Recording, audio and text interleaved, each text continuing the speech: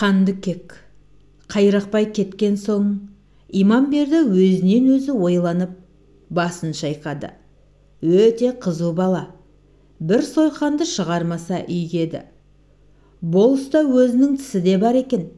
Жас күнінде осының шешесін болыс біреуге сатып, бұл осы үйдің есігінде жетім болып өсіпті. Мен жайшылықта өзін аяп, біреудің жұмысын ақысыз істеуді қой деуші едім. Мына хабар шыққаннан бері өзінен шоши бастадым. Түнде маған келіп, нақ кететін болсам, болысты бауыздаймын да өлтірем. Соғысына барғанша түрмесінде отырсам қайтеді деді. Мен шошып жағам ұстадым. Саған тапсыратыным ел жігіттерін үгіттеп басуға тырыс. Бұйрық шыққан соң адам алмай қоймайды. Қарсы келсе ел намыт болады. Ел ішінде соғыс шығарып, жас баланы найзаның ұшына ілгізудің жөні жоқ. Бөлкебай қоштасып жүріп кетті. Жол бойы Жарықбастың кеңесі, Иманбердінің үгіті, Қайрақбайдың қайратты, бірінен соң бірі ойына түсіп, басын даң қылды. Қайсысы жөн екенін айырып біле алмады. Ауылдың қотаны ызы-шу, қым-қуыт, шапқан ат, жүгірген адам, жылаған дауыс пен құлақ тыңғандай. Уа, не болды? Аттаныңдар, аттан! Етектері делегеленіп, екі салт атты ауылдың басынан кіріп, аяғынан шықты. Ешбір үйге кідіріп тоқтаған жоқ. Бірақ ауыл адамдары бұлардың жұмысын айтпай-ақ біліп отырған секілдеді.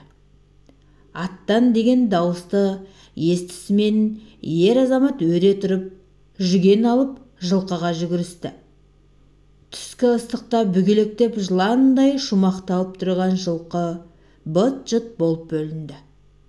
Шапқыншының біреуі желі қасына келіп кідірген соң, Бөлкебай оған жақын келіп, жұмысының жайын сұрады.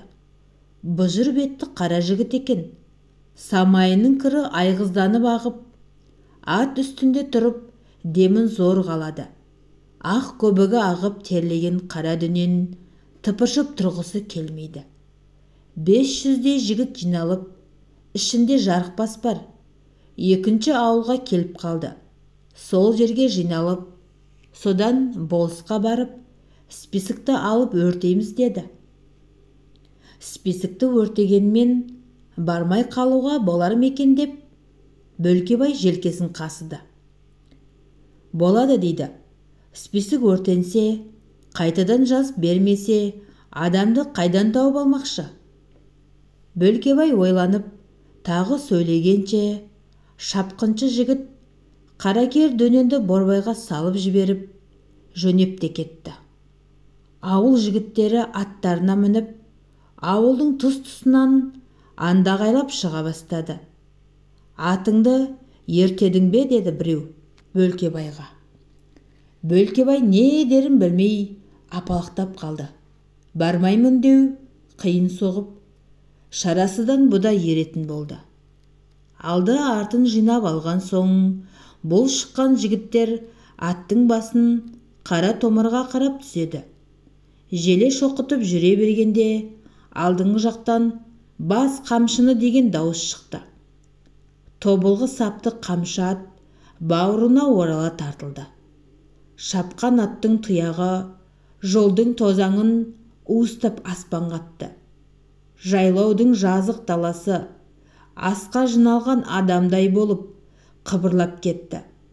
Қайғылы жастар ат үстіне мінген соң серпіліп, уайым қайғы қорқыныш ойдан кетіп, бет алған жұмысын қайтсе де орындайтын күйге мінді. Оннан 20-дан бөлініп, лек-лек болып жүріп келеді.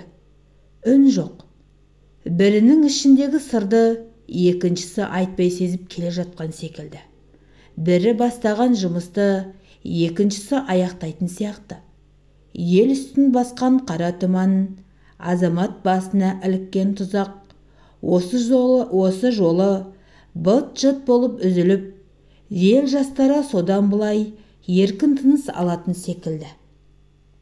Шапқан аттың екпінімен алдағы белеске шыға келгенде күлімдеген көлдің аңғары көрінді. Қосының алды иіріліп тоқтады.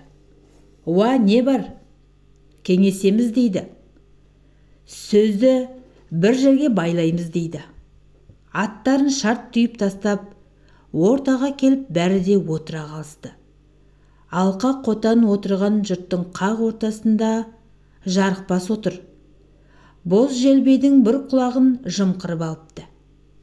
Самсаған жасқа тегісінен бір көз салып өтіп, Жарықбас сөзін бастады.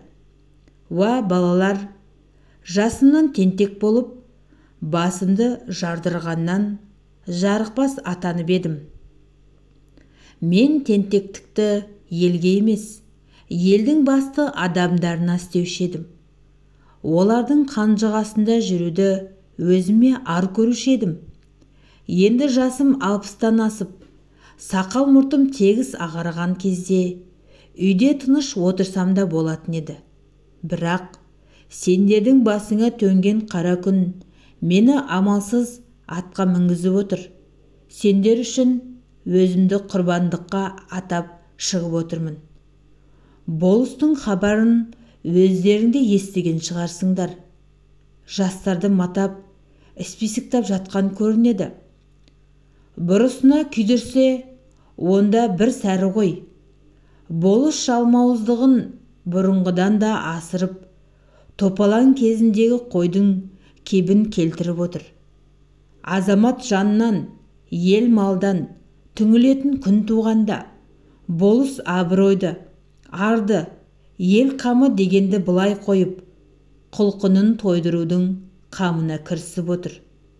Елдің игі жақсылары болыстың көңілін тауып, балаларын амалдап алып қалмақшы дегенді де естіп отырмыз.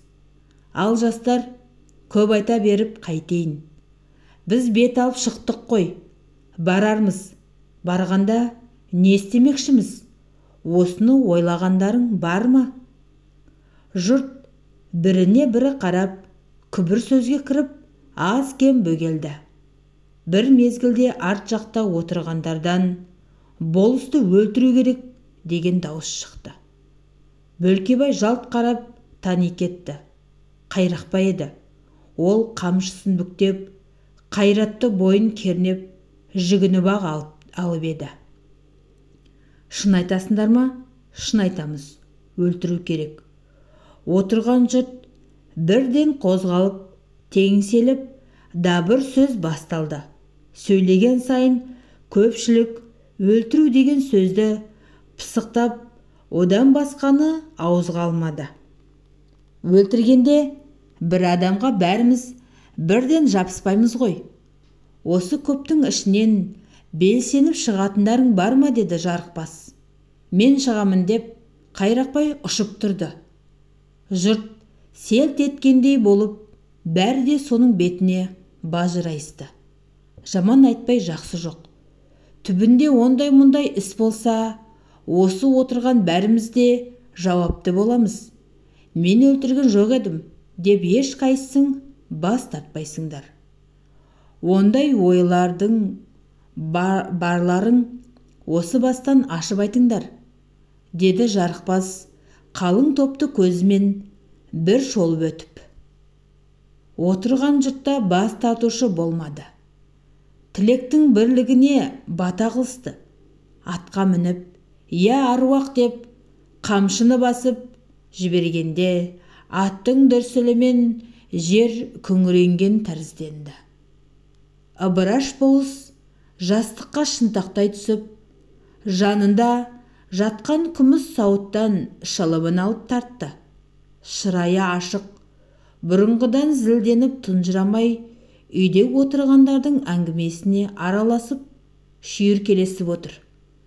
Төңбектей боп семірген қызыл жүзді бекқасап бәйбіше болысқа оқтасанда күле қарап, быртиған қолымен болыстың әміркен етігінің қонышын сипап қояды.